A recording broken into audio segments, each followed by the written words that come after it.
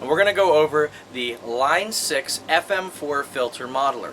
Now, this pedal is one of those, it's a little odd, it's a little crazy, and I'll tell you why. Because it was modeled for guitar players. It's supposed to be a guitar pedal, even though you can only play one note through it. Because if you play a chord, it gets all funky and doesn't track right. But it was made and it was pushed towards guitar players.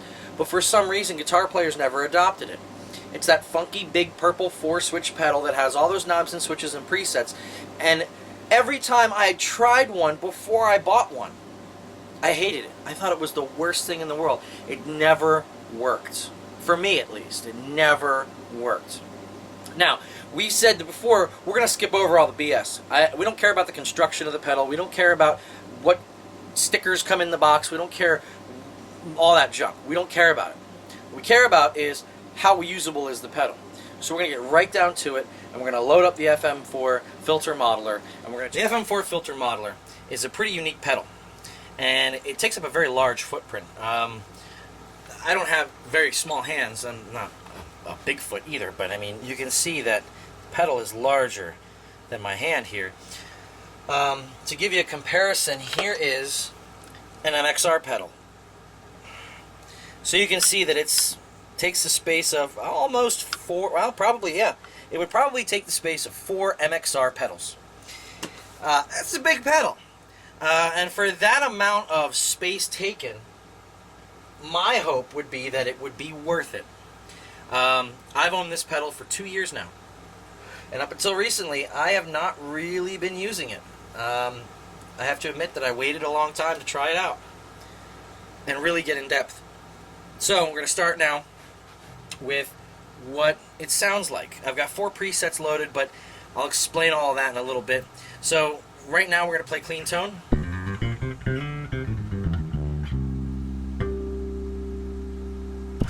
Okay, so we got clean tone. Now I've got 4 presets here. Presets are determined by the buttons on the bottom. You can program any preset you want into this pedal. It's really, really easy. You push and hold this button down for 3 seconds until it blinks. And that means that whatever position the knobs are at, you save. But the interesting part is if you program your 4 presets and you like them, it doesn't matter where the knobs are. It doesn't at all. Look, I can turn this knob and this knob and this knob and this knob. I'll turn all of them over here. Okay? Put on a preset.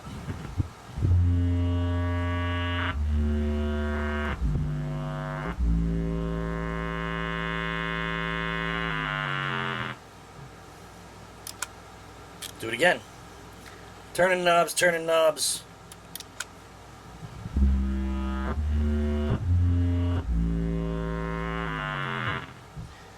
So, the preset knobs don't matter.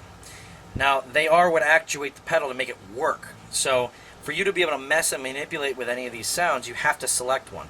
So we're going to go through the 4 presets that I have that I really, really love, that I could not tell you what sounds they really are, but nonetheless, they're in there. So we already went through the first one. We know this is a slow opening filter suite.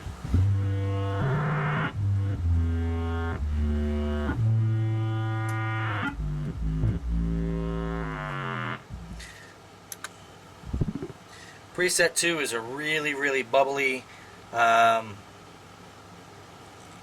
it gets faster as you hold the note, I believe.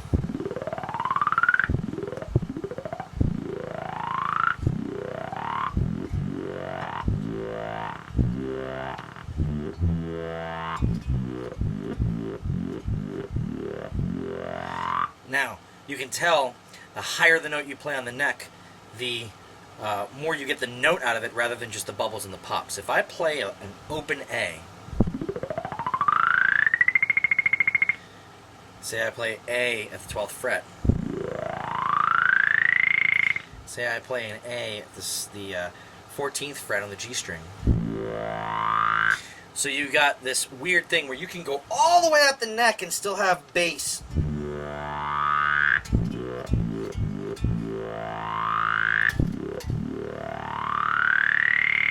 It's almost like you're playing 4 octaves below the note, and it's taking that sound, and it looks like it's taking the sound that you're playing and drops it 4 octaves and creates that super low, almost really, I mean, I think it's the attack synth, I believe it is, but it's taking that sound and just smashing it to bits. So it's a pretty cool pedal to mess with. Pretty cool setup. Now number 3, I think I've made an envelope filter out of using one of the filters. There's a couple. There's Tron down, Tron up. There's V-Tron, and there's a Q filter. There's a couple different filters in here, and I think I took one and I just made a filter that kind of lops some highs and lows off, but keeps the meat and potatoes of the sound.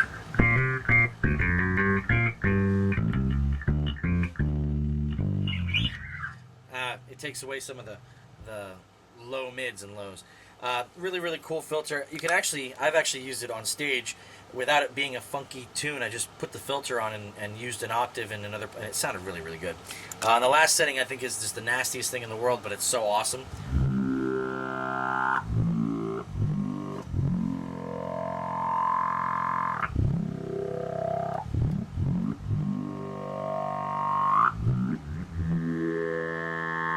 It's a slow opening filter, and it does a really, really good job. But let's get back to what the pedal can do. Now, I'm going to select my first preset right here, and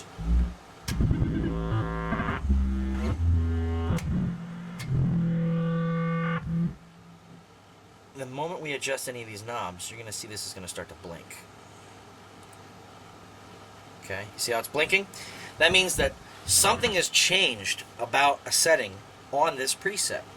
So you can select and change anything you want. So for right now, let's turn every knob all the way up. Every knob's up. And we're going to pick, say, Q filter.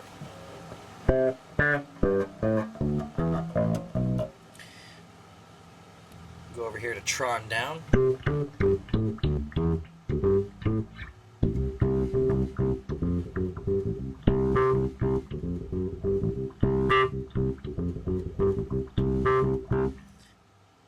Tron up.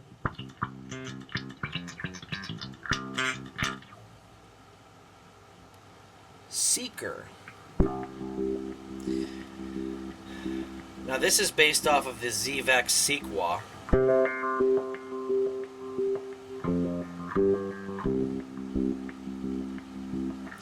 And it's rhythmic, and you can change things like the speed.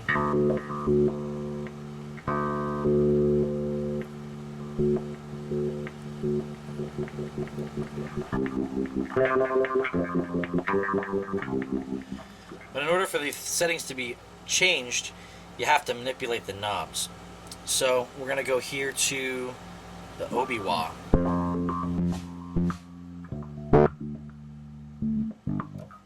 There's a voice box, just like in the bass synth wah. Here's your V-Tron. We've got things like Throbber.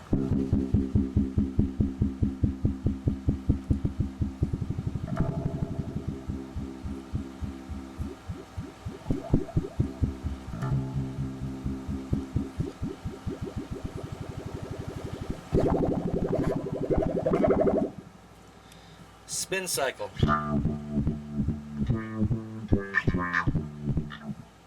Comet trails.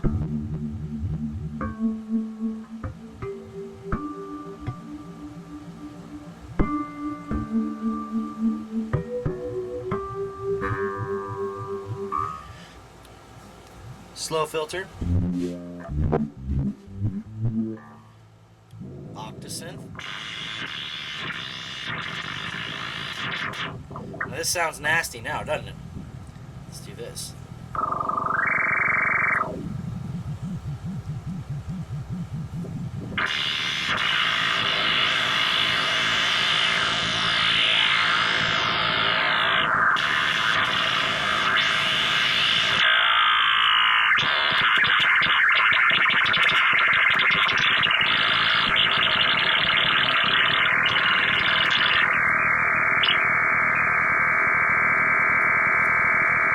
Pretty useless. This one here is Synthomatic.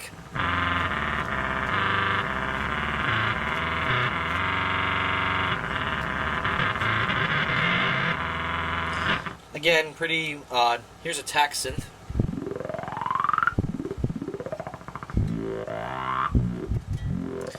presets. Synth string.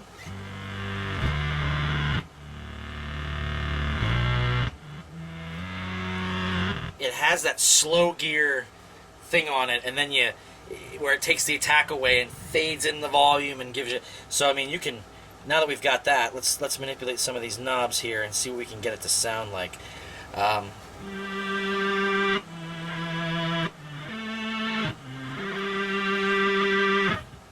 mode.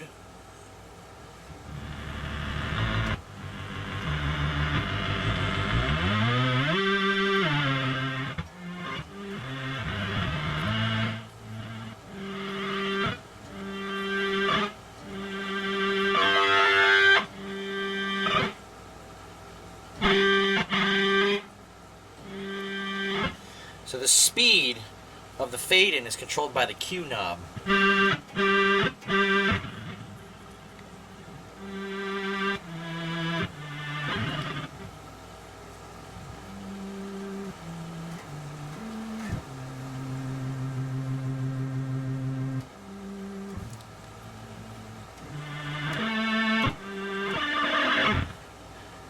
Last one is called Growler.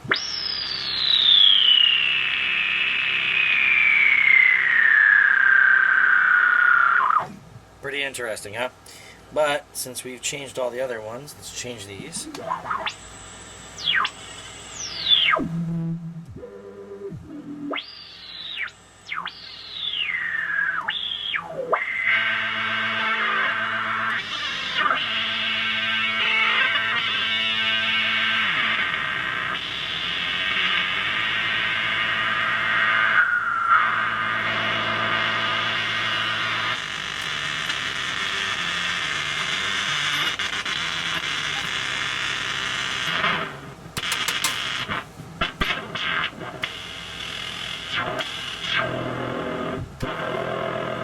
Okay, now that we've gone over everything, quick couple things to understand.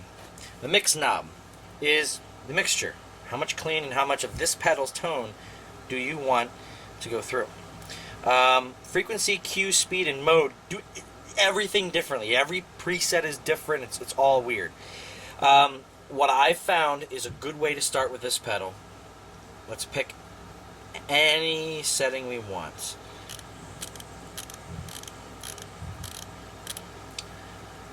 Alright, we're going to use, well, I don't want to use synth string. Let's use the Comet Trails. So, we're going to select all these over, put them in the middle. So here's what Comet Trails sounds like in the middle.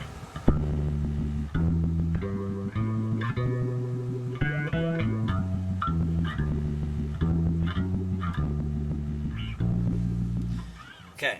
So we want more synth tone in, so let's turn the mix knob all the way up. Cool. So now it's 100% wet. So to find out what the effect does on, say, the frequency knob, let's do that one first, all the way down.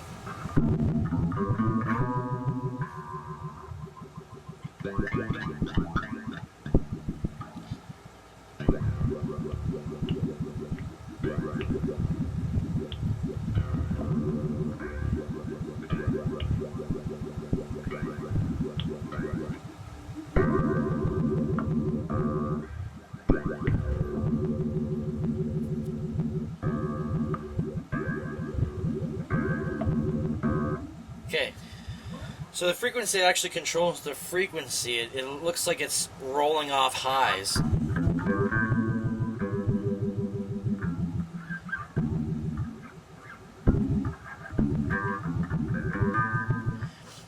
What is the Q knob?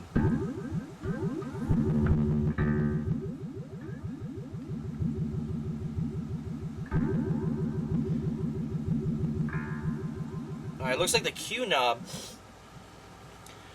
biases between the synth sound and the wobbly sound, or the bass sound and the wobbly sound. You put it the whole way down and it's very loud. Put it all the way up and you get that wop wop wop wop sound coming out. More of the echoes than the real note. So you can balance it out. So speed, Does it control speed? Yes. Now, mode is one of those odd buttons. Because mode, it says synth pitch.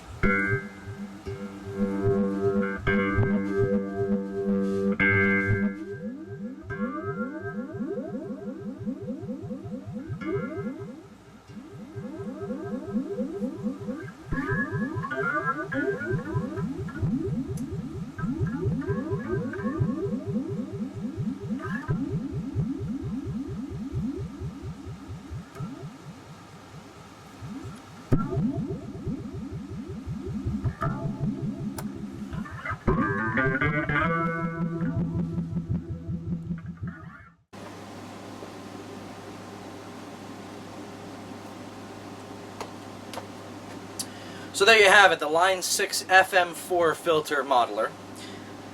I know that this review didn't really give everything you needed to know about this pedal, and we couldn't walk through every last setting of it because we'd be here all day trying to make something sound good, which is what it ended up taking me. I've owned the pedal for 3 years and I've got 4 presets. That's it.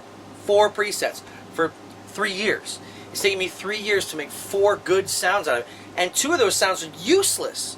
They're not musical at all, they're just noisemakers, but they actually really work well with like a fuzz in front of them or behind them, so you get that synth tone into that fuzz and it just goes crazy wacky.